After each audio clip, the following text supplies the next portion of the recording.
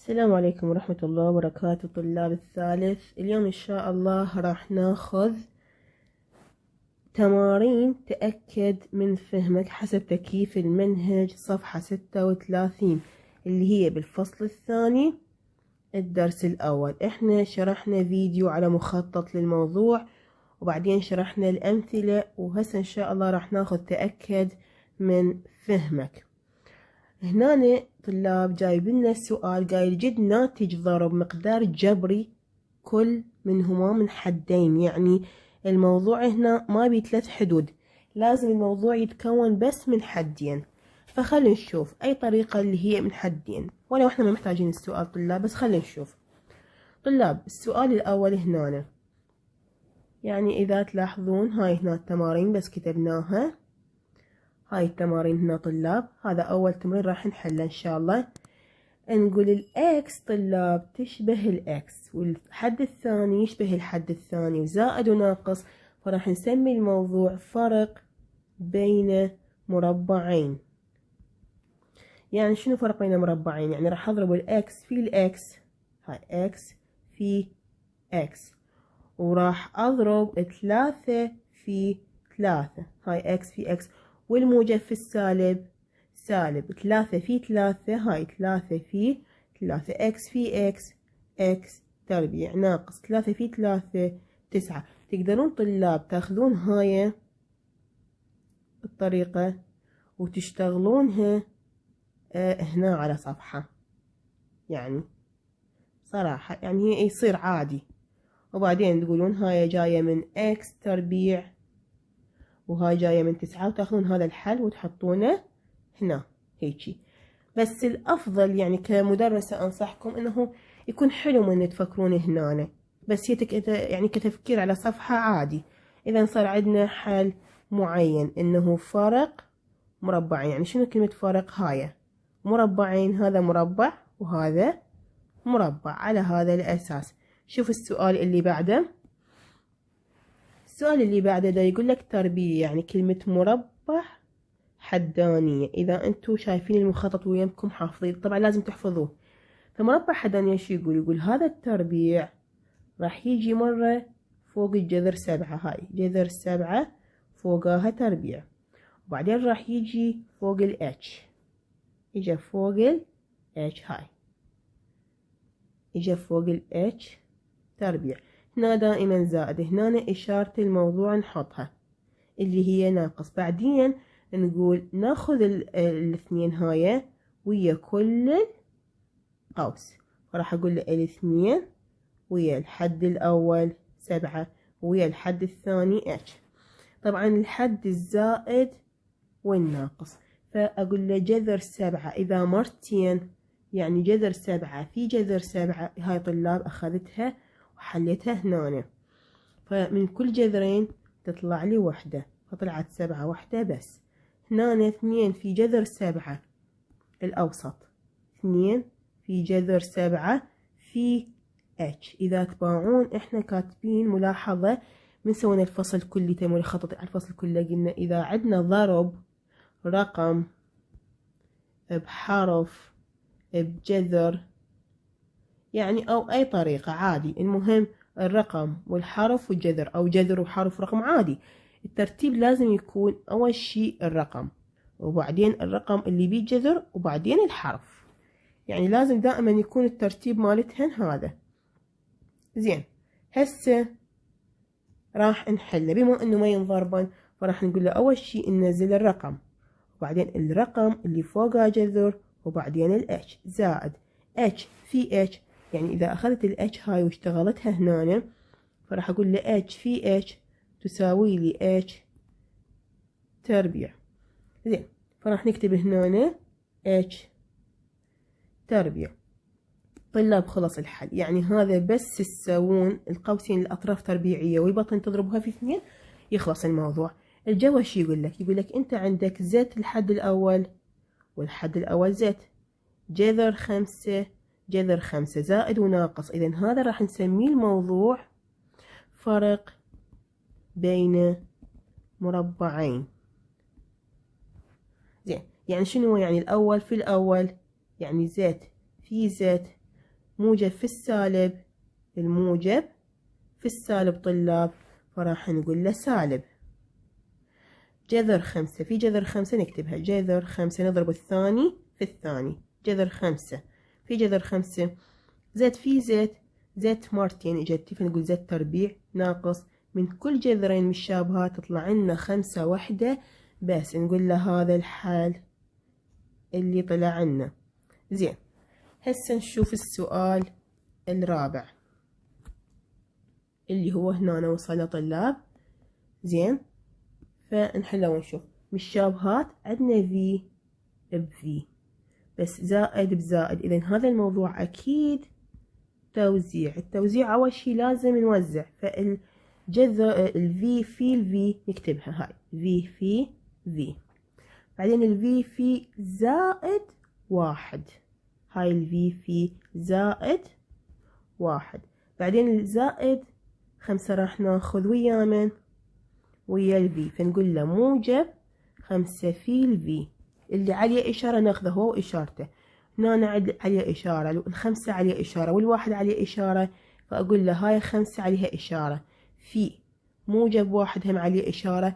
وزعنا طلاب، هسه راح نضرب. الخطوة الثانية بالتوزيع هي الضرب، في في في في تربيع، بعدين في في 1 1 في، طبعا موجب إشارات إذا موجبة يعني موجب، اللي ما عليه إشارة احنا ايش قلنا نحط عليه؟ قلنا نحط عليه موجب، اللي ما عليه إشارة احنا نحط له إشارة الموجب، فنضربهن. في 5 الرقم، وإذا عندي جذر وبعدين حرف فما عندي ينحطن. 5 في 1 5، موجب في الموجب موجب. هسه لازم ناخذ هاي الحلول تبعنا هي وإشارتها ونحطها، اللي ما إلها إشارة إشارته موجبة. تمام، فراح ناخذ أول شي الفي تربيع، بعدين زائد 1 في زائد 5 في، بعدين زائد أو موجب 5. دائما احنا راح يصير عندنا بالنص متشابهات، فايش راح نسوي بهاي الحالة؟ دوائر على إشاراتهن، ونقول جمع أكبر. المتشابهات الإشارة متشابهة جمع أكبر، والإشارة المختلفة طرح أكبر. فأول في اللي هي تربيع ما عندنا في تربيع نفسها، هنا عندنا متشابهات، فراح نقول زائد 5 و1 6، وناخذ بس في وحدة. تلبعوا الحروف من يكون جمع ناخذ حرف واحد متشابه، والجذور من تكون متشابهة ناخذ جذر واحد بس، حتى لو اكو هواية حروف تاخذون بس حرف واحد. واذا اكو جذور هواية متشابهات هاي بالزائد والناقص، بالزائد والناقص. بالضرب لا، كل جذرين ناخذ رقم، وكل 3 جذور ناخذ رقم، هاي تربيعي وتكعيبي يعني. هنا بقت لنا ال5 وحدها فنزلناها، اذا ذني حلها صار بالوسط. شوفوا طلاب، اذا هذا الحل الاخير. هنا السؤال اللي بعده، الاكس نفس الاكس، الاكس نفس الاكس، بس الثلاثة مو نفس الاثنين والاشارات مو مشابهة، اذا هذا الموضوع اكيد توزيع. اول شي راح نوزع، فايش راح نقول له؟ الاكس في الاكس هاي، بعدين راح نقول له الاكس في سالب 2 هاي، اكس في سالب 2، بعدين نرجع على الحد الثاني سالب 3 في الاكس. طبعا الثلاثة الها اشارة في اكس، بس السالب 3 ويا سالب 2 هاي نكتبها هم الها اشارات. اريد اقول على الاكس انه ما الها اشارة، سالب 2. فهسه وزعنا، نضرب اكس في اكس، اكس تربيع، اكس في 2 2 اكس. احنا قلنا اللي ما إله اشارة نحط له اشارة الموجب، فحطينا له الموجب. زين، هسه ايش راح نسوي لها طلاب هنا؟ بس لحظة. زين طلاب، هنا نضربهن، ف3 في اكس 3 اكس، او نقول رقم وجذر وحرف، جذر ما عندنا فرقم وحرف، والاشارة موجب في السالب موجب في السالب. ليش؟ لأن القوانين ضرب، فراح تكون السالب سالب في السالب موجب 3 في 2 6. هسه احنا لازم ناخذ الحل مالتنا وننزله. خلنا ناخذه ونشوف. أول حل عندنا اللي هو إكس تربيع. بعدين طبعا هاي سالبة لازم، لأن الإشارات مختلفة فالإشارة لازم تكون سالبة. بعدين سالب 2 إكس، بعدين سالب 3 إكس، وموجب 6. أكثر المرات اللي بالنص شبيهن متشابهات، فراح نقول له إشارات متشابهة جمع أكبر. الحد الأول ماكو أحد يشبه له، الناقص تنزل 2 زائد 3 5 وناخذ حرف واحد، والزائد تنزل والستة تنزل. هذا حلنا الأخير. زين، هسه السؤال اللي بعده متشابهات طلاب؟ لا، مختلفات. إذا الموضوع أكيد توزيع، فراح نوزع الأول ويا الحد الأول، فتصير 3 راح تصير 3 إكس في إكس، ولا واحدة منهن إلها إشارة. بعدين أقول 3 إكس في موجب 5. هاي 3 إكس في موجب 5، هم هي زائد وهم هي موجب. هنا 4 في الإكس، الإكس ما لها إشارة بس الأربعة إلها سالب، فراح أقول له سالب 4 في إكس. بعدين سالب 4 في موجب 5 في موجب 5. وزعنا، احنا هسه لازم نضرب، ف3 إكس في إكس 3 وحدة، وإكسات عندي 2، لأن إكس في إكس هاي باعتبار أكو هنا واحد طلاب، فنضرب الرقم ويا الرقم والحرف ويا الحرف. 3 في 5 15 إكس، والإشارة موجبة. هنا 4 باعتبار أكو واحد يم الإكس، ف4 في 1 4 إكس، والإشارة مختلفة سالبة. هنا السالب في الموجب سالب، 5 في 4 20. هسه لازم ناخذ الحل تبعنا هذا، وين نحط طلاب؟ لازم ننزله جوا سؤالنا، فراح نقول له 3 إكس تربيع زائد 15 إكس ناقص 4 إكس ناقص 20. ليش نقدر ناخذ 20 وياهن؟ لأن هذني بيهن إكسات متشابهات، هاي ما بيها إكس وهاي بيها إكس تربيعي، وهاي أصلا ما بيها أي إكس، فما نقدر ناخذها، يعني على هذا الأساس. زين، فراح نقول له الوسطانيات دائما راح نقدر ناخذها سوية، إشاراتها نشبيها متشابهة. إذا الطرف الأولاني راح ينزل، ماكو حد يشبهه، سوري ماكو أحد هنا يشبهه، زائد لو ناقص. نجي نشوف طرح أكبر. ايش قلنا هنا؟ طرح أكبر، هاي لأنه حسب الإشارة. فنطرح 15 ناقص 4 يبقى لي 9، لا سوري يبقى لي 11، لأنه تروح 4 يبقى 11 إكس، والإشارة للأكبر موجبة، ناقص 20 تنزل. هذا الحل الأخير طلاب. نجي نشوف السؤال اللي بعده. السؤال اللي بعده حد أول 1 على 3 واي نفس 1 على 3 واي إي، 3 نفس الاثنين لا. إذا هذا الموضوع أكيد توزيع. نكتب كلمة توزيع ونوزع. الأول في الأول نكتب 1 على 3 واي في 1 على 3 واي تساوي، ونعوفها. بعدين الحد الأول في الحد الثاني، هاي بعو بس إشارتها وياها، فأقول له 1 على 3 واي في 2. خلصناهم.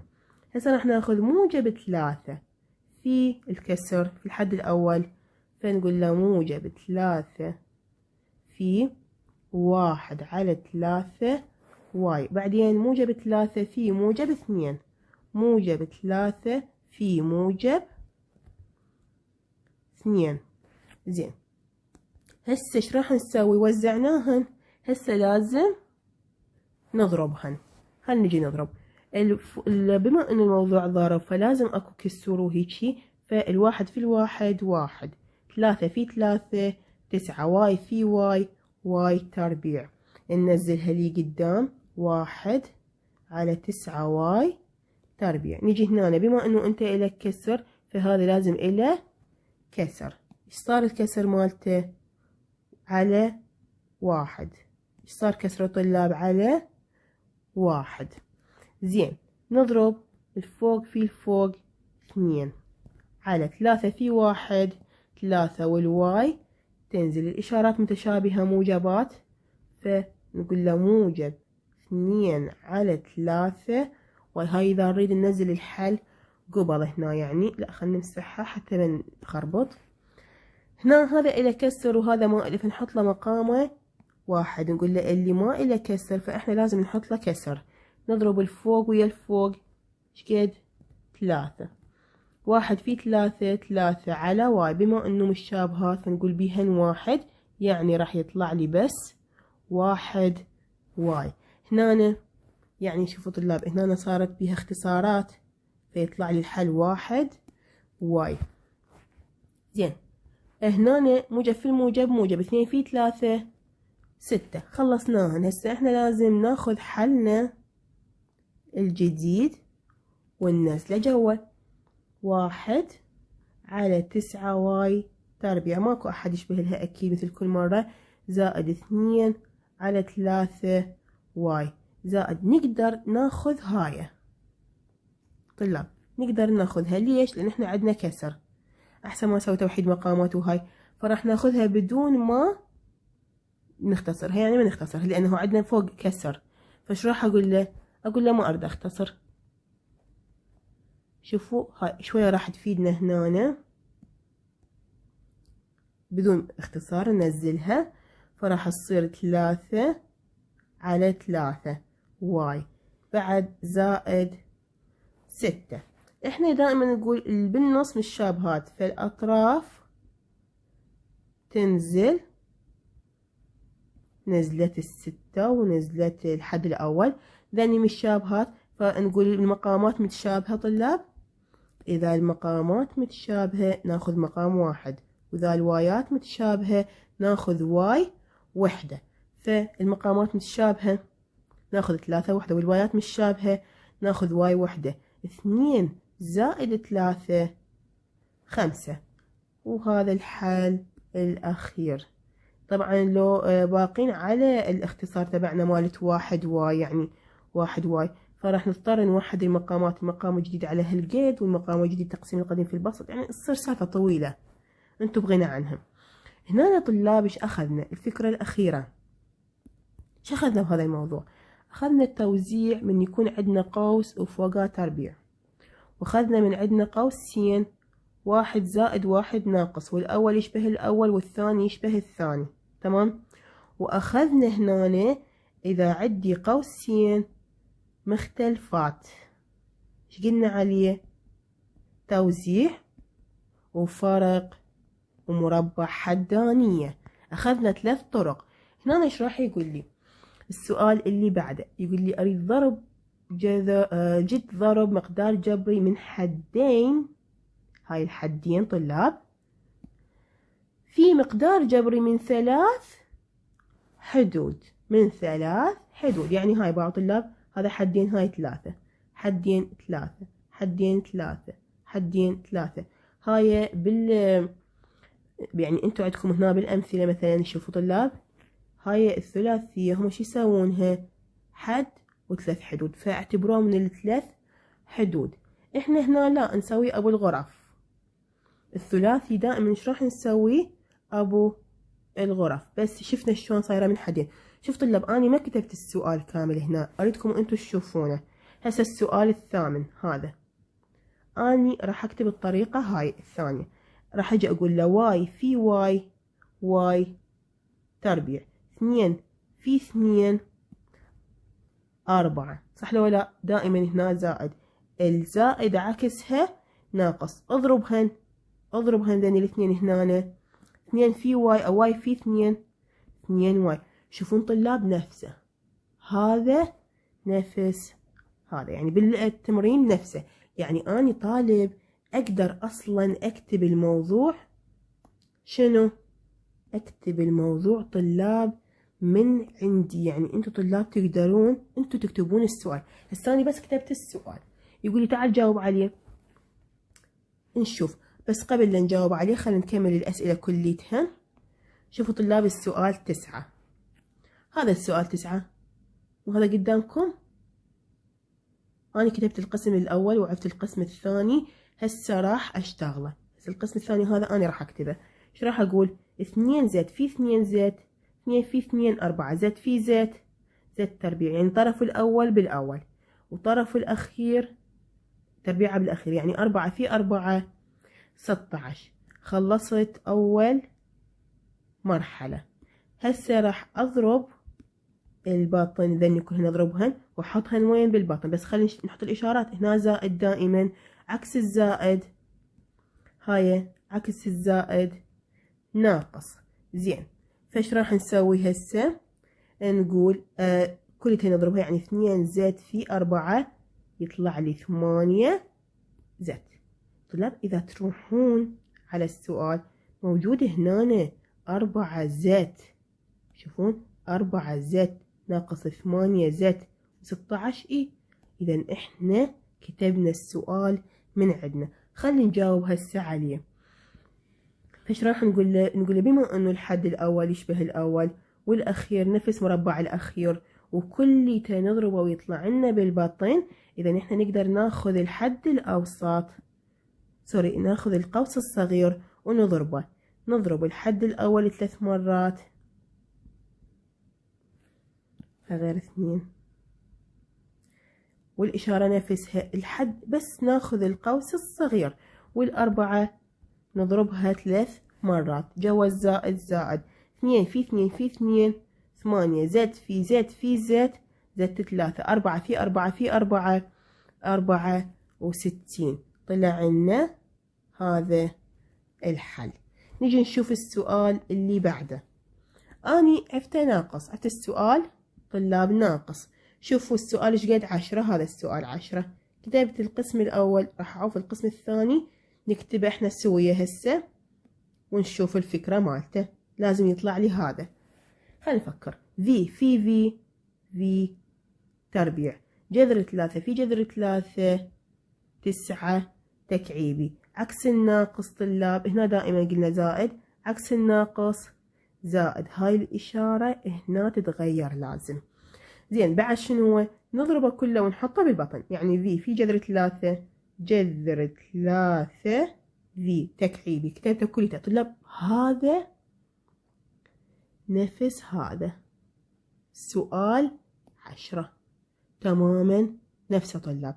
هسه ايش راح نسوي؟ قلت له بما انه الموضوع صار هيجي، اني هسه بس راح اخذ القوس الصغير واضربه.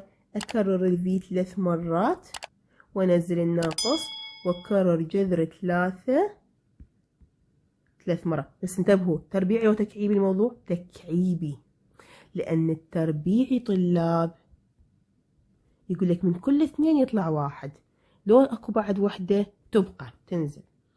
بس التكعيبي لا، من كل 3 يطلع 1. فالفيات ما بيها جذور، فكان في عندي في 3 مرات، والجذور من كل 3. هاي الثلاثة اللي فوق شرطها انهم من كل 3 جذور نطلع 3 وحدة بس.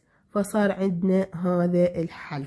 نيجي نشوف السؤال اللي بعده. نكتبه احنا ايضا سؤال 11 طلاب. احنا هسه طلاب راح نسوي سؤال 11، يعني احنا نسوي وبعدين نحله. نقول مربع الاول هنا، يعني 2 في 2 4 7 في 7 49. طبعا الموضوع جذر تكعيبي. عكس الزائد ناقص، الام في ام تربيع، وهنا دائما زائد. هسه لازم نضرب كل هذا ونحطه بالبطن، فراح يكون جذر 2 على 7 ام، يعني بس ينكتبن. تمام. هسه ايش قلنا؟ قلنا القانون يقول اذا الحد الاول تربيعه نفس الاول والحد الثاني تربيعه نفس الحد الثاني وكل هذا الموضوع تضربه وتلقاه بالوسط نفسه، فراح تاخذ القوس الصغير وتضربه 3 مرات. فراح اجي اقول له جذر 2 على 7 في جذر 2 على 7 في جذر 2 على 7، والزائد تنزل والام 1 2 3. الموضوع تكعيبي ما ننساه. التكعيبي شي يقول؟ يقول من كل 3 أرقام ناخذ رقم بدون جذر، زائد الام كم ام عندنا؟ 3 امات، يعني الحل راح يكون بهاي الطريقة. بينما انتو اذا تريدون تشوفونه يعني بالكتاب صراحة حله كلش طويل. زين طلاب، هذا الموضوع شو اسم هاي الكلمة معناها مجموع، صح لو لا؟ الثلاثة شنو معناها؟ مكعب، فراح اقول له مجموع مكعبة. راح تقولي ست مو هذا 2 على 7 مو مكعب، اقول له اي بس هو جاي من 2 على 7 جذر تكعيب 3 مرات، مو جاي هو من 3 مرات طلاب؟ هذا جاي من 3 مرات. هنا طلاب عندنا ام الغرف، يعني شنو ام الغرف؟ نكرر القوس 3 مرات. كررنا القوس 3 مرات، وبعد ايش راح نسوي؟ 4 غرف، 1 2 3 4. شنو شرط الغرفة الأولى؟ الغرفة الأولى تقول مكعب الأول يعني إكس في إكس في إكس، والغرفة الأخيرة همة المكعب الحد الأخير يعني 5 في 5 في 5. بعض الغرفة الأولى مكعب الأول، الغرفة الأخيرة مكعب الأخير. زين تمام. وبعد شنو هو؟ بس إذا احنا ما نريد نسوي هيك يعني بالتسلسل، راح اجي اقول الغرفة الأولى تقول مكعب الأول يعني إكس في إكس في إكس، إكس 3، هاي نزلت إكس 3. الغرفة الثانية تقول مجموع الحد الثاني كله، نجمعه يعني 5 زائد 5 زائد 5 15، وننزل ال 15. زين الغرفة الثالثة شو تقول؟ تقول الثاني في الثاني في 3. ولا تنسون هي الغرفة الثالثة يعني هي الثلاثة هاي تذكركم وهاي الثلاثة هم تذكركم. زين فراح اقول له الثاني الحد الثاني في مو مهم ايش قد الرقم، بس المهم الحد الثاني في 3. وين هاي 3 اللي فوق القوس؟ 5 في 5 25 في 3 75. هاي بالغرفة الثالثة. الغرفة الأخيرة شو تقول؟ مثل ما سويت مكعب الأول أريد مكعب الأخير، فأقول له 5 الحد الثاني هو 5 ف3 مرات يعني 5 في 5 في 5 125. زين سويتها. بعد ايش عندي؟ عندي الاكس، اكس هي 3 اقل شوية، اكس 2 اقل شوية، اكس 1. ايش عندي بعد؟ الاشارة اللي هي كلش مهمة، قلت له اذا زائد فكل الموضوع زائد، اذا ناقص فلازم ناقص زائد ناقص. زين طلاب نمسح الغرف من جوا لأن ما يصير نعوفهن. هذا الحل مالتنا. طلاب أريد أشوف الحل مال هاي النقطة ودزولي على قناة التليجرام. شكرا لكم ومع السلامة.